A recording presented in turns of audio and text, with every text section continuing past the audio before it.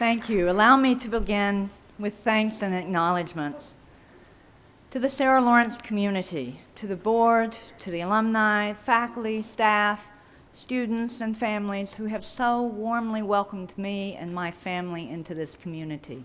Thank you. To the Presidential Search Committee, who have been extraordinary ambassadors on behalf of this college. Thank you, and you can now breathe a sigh of relief. You are done with your job. To the friends from Penn, from Bowdoin, and from Mellon, and so many walks of my life, thank you for sharing this day with us today. Yes. That was the Bowdoin women, I think.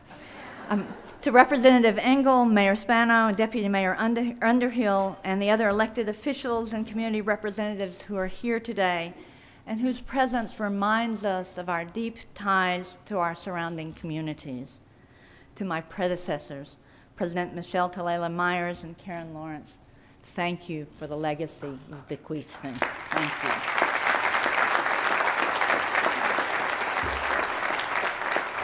And to the delegates and the members of the Academy, especially Presidents Cassidy, LeBron, and Mills, who have all taken extraordinary steps to be here. Bryn Mawr Board is streaming our meeting while Kim is here away from her board meeting. President LeBron has made a day trip to New York. President Mills has got plenty of things to deal with, so thank you all for being here. And finally, to the members of my family, to my father and to my mother-in-law, to our daughters Katie, Hannah, and Sarah, who are my most discerning critics, but also my best cheerleaders, and to our son-in-law Hafa, and finally, and especially, to my husband Bob, for his constancy and his gentle good humor as my life partner in a distinct demographic known as a dual career academic couple. Thank you.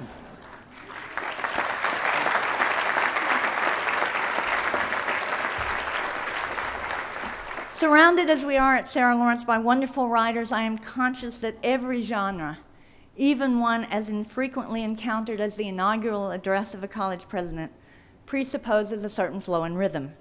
In this case, an expectation that you will come away not only knowing me a bit better, but with confidence in my leadership. That you will be reminded of the strengths and character of the college, and that above all, you will be inspired and confident in Sarah Lawrence's future.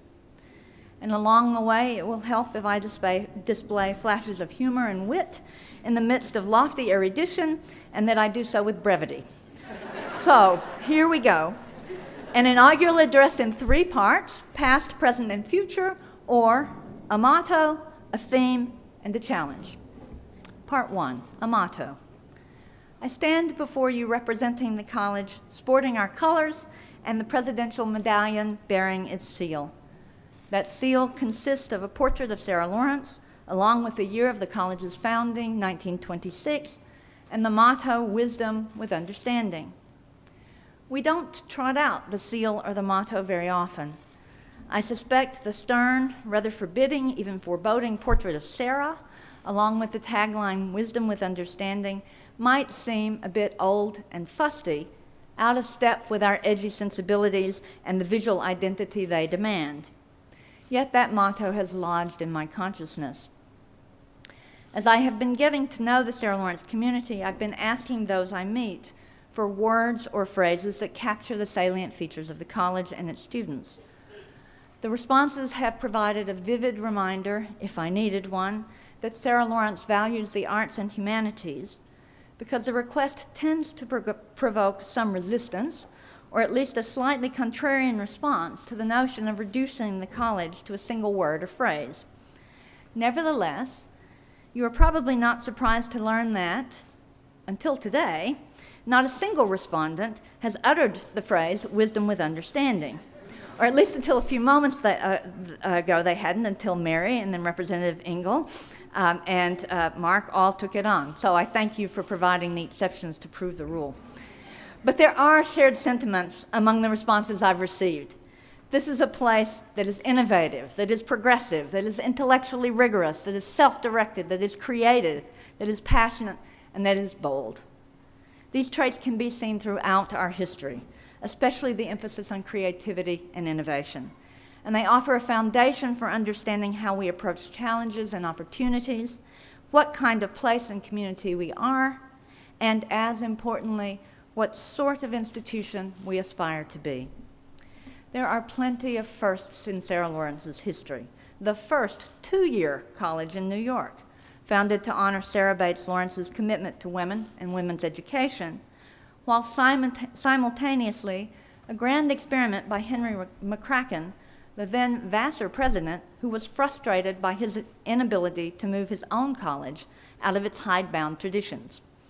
Our trajectory was also shaped by its time, 1926, and by its location, as an institution that implicitly was intended for white Christian women whose well-to-do families had the resources to pay for the entire cost of their education. The college quickly evolved into a four-year institution, almost as quickly shed its formal relationship with Vassar, and over a longer period of time reshaped its demographic focus to create the unique, experiential, multidisciplinary, arts-infused, self-directed education for which it is known. The college also looked outward to its surroundings, to Yonkers, to Bronxville, to New York City, and beyond. Only 18 years after it opened, Sarah Lawrence first admitted men through the GI Bill, welcoming returning veterans, and changing the official name of the college from Sarah Lawrence College for Women to simply Sarah Lawrence College. I am delighted that one of those men, Howard Goodman of the class of 1949, is here to celebrate with us today.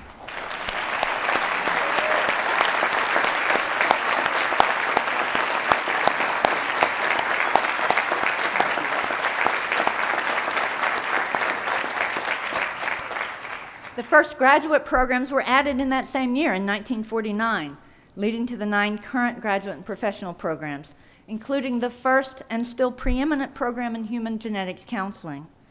Then in 1968, the college formally became a coeducational institution, one of the first women's colleges to do so. Early on, the college's commitment beyond undergraduate and graduate education to lifelong learning was evident in the founding of the laboratory school that became the Early Childhood Center, along with a robust engagement with continuing education. Those are just a few of our firsts and our innovations. The point is abundantly clear. Sarah Lawrence has been, in its relatively short life as measured in academic years, both an imaginative newcomer and an influential changemaker in the landscape of higher education. It is a place where individuals and the college have taken principled stands, an institution willing to confront difficult issues that challenge our society as a whole. Part 2, a theme.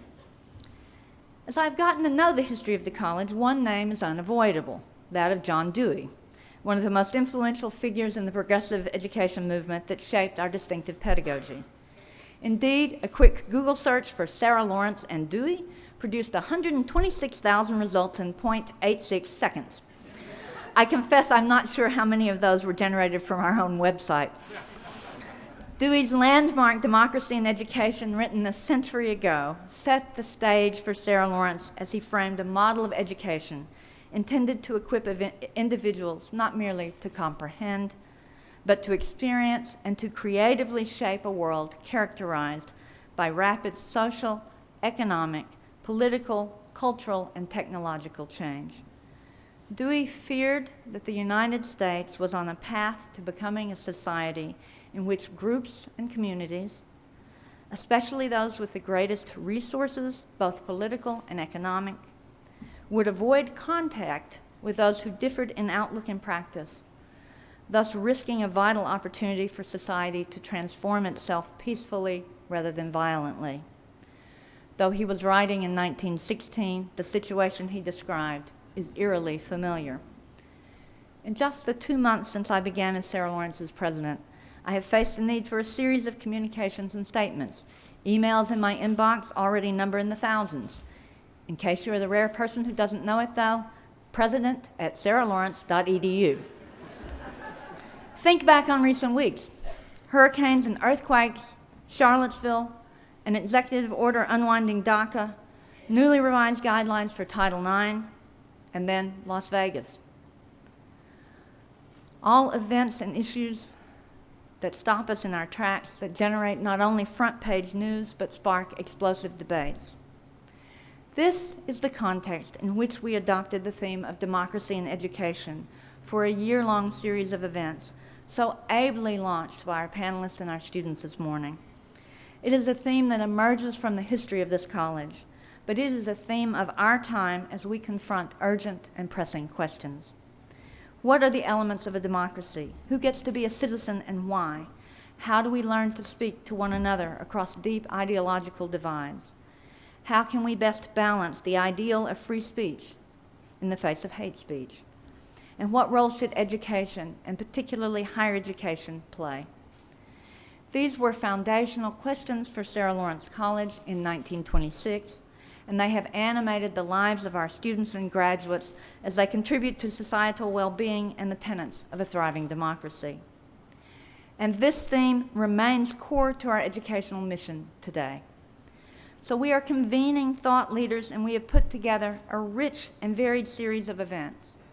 But we will fall short if we leave it simply at convening thought leaders. This conversation must radiate beyond the campus, and it must embrace diverging points of view. One simple but tangible way you can help with that is to contribute a brief video to the web archive we are creating to answer the question, what does democracy in education mean to me? We hope many of you will do that, joining the conversation before you leave campus today, taking it with you beyond this place. Part 3, a challenge. The form of this inauguration symbolically weaves a set of pasts, mine and Sarah Lawrence's, together into our shared future. It is a special honor that my friend and former colleague, Anna Wiesner, composed a work for the occasion entitled Changing the Odds. I deliberately chose not to ask Anna what she meant by the title, but I suspect in part that it was a knowing wink at our shared history. I was the first woman tenured in the music department at Penn. Anna joined the department a few years after I did, and by the time I left Penn, there were 4 tenured women in the music department. In that particular instance, it would seem that we had changed the odds. Yet in that phrase, changing the odds, I hear our fundamental challenge. Here I feel compelled to pause briefly to express profound gratitude for the odds I encountered. My mother didn't go to college, but my father did, the first in his family to do so. Because Dad was a college graduate, and perhaps because, like Howard, his education was interrupted by service in World War II and completed on the GI Bill at that Texas place, Rice University, because of that, there was simply an expectation that I would go to college. And I would like to thank him now for that expectation.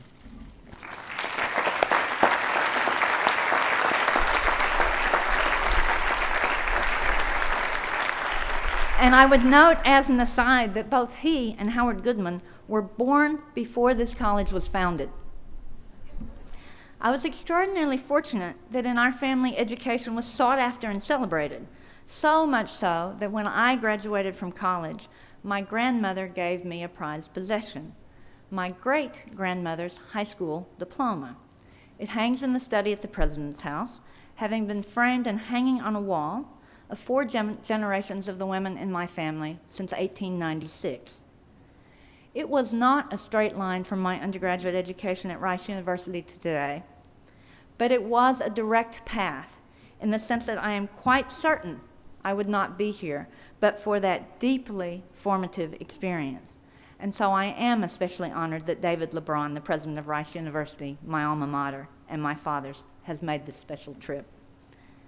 But along with my personal gratitude must come sober recognition.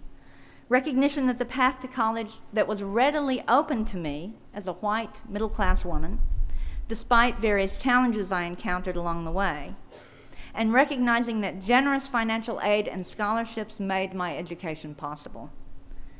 Simultaneously and sadly comes with that the recognition of how many impediments stand in the way of higher education for so many today.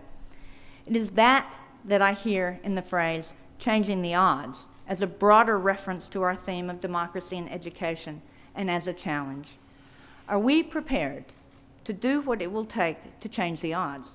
To change the odds for students through the education we provide, to find a way to provide unfettered access to that education, to change the odds in our surrounding communities through engagement and partnership marked by reciprocity and co-creation of knowledge, to change the odds in higher education for those we serve and how we serve them. Sarah Lawrence doesn't stand on ceremony, although we've done pretty well today. But we don't stand on ceremony, but we do and we must stand for significance. I described earlier some of the college's characteristics and innovations over its history. These have positioned us for continued innovation as we look toward our second century. Our singularly dedicated faculty and staff care deeply about the mission and embody the creativity and innovation at its core. With our distinctive undergraduate and graduate programs, we are poised to create a more integrated model of education as we explore not just the individual strengths of our various programs, but also the unique intersections they offer to provide liberal arts and advanced professional training. And we have opportunities through our long-standing commitment to various forms of continuing education to explore new collaborations and non-traditional formats that support lifelong learning to benefit a diverse student body. These observations about Sarah Lawrence's opportunities bring me back to my point of departure, that motto, wisdom with understanding. We should hear this not merely as a quaint reminder of Sarah Lawrence's past, but as a motto for our time. Wisdom with understanding points to the essence of a Sarah Lawrence education, discovering which questions to ask and how to follow them relentlessly, digging deep to pursue a possibility, bringing all of one's creative energies to bear. But it also signals a way of proceeding, wisdom with understanding, that reminds us of the necessity for empathy, for generosity and grace when encountering competing views, for an inclusivity that itself is deeply and openly inclusive. For only then can we learn to speak to one another across deep ideological divides and to create a society that can transform itself peacefully rather than violently. This is a tall order for a college campus to model, but is one to which we in higher education must aspire. I am deeply honored to serve as the 11th president of Sarah Lawrence College, and I am humbled and excited by the opportunities before us. A final observation. As Sarah Lawrence has long known, music and the arts have the generative power to shape and reshape ideas, to reframe the imagination, to unsettle, to celebrate, but also to insist. With that in mind, I have asked the Cosmopolitan Brass to reprise Anna Wiesner's Changing the Odds as I lead the procession out from this inauguration. My charge and my hope for us as a college is that through wisdom with understanding, we will engage democracy in education so that together we will change the odds. Thank you.